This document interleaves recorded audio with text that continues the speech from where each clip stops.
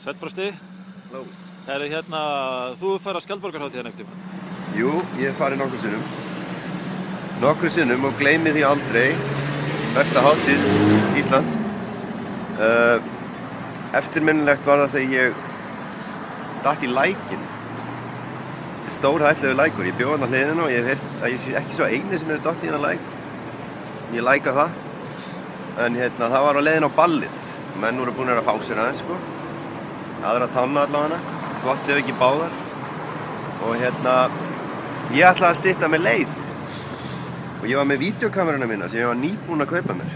Litla Sony elsku. Og jú, svo renn ég á raskatið í lækinn. Hinir tveir sem voru með mér, ég held ég að það verið Sara Ríl. Þau hlóðu að mér á bakkanum.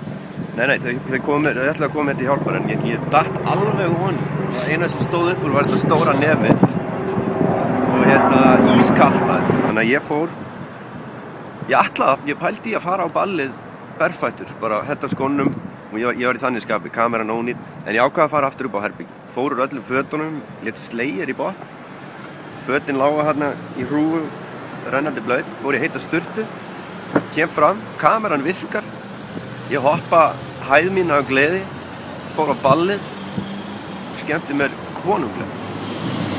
Fyrir utan það að ég vann ekki keppnina fyrir Hútas, sem var obviously langbesta myndin á þessari hátíð.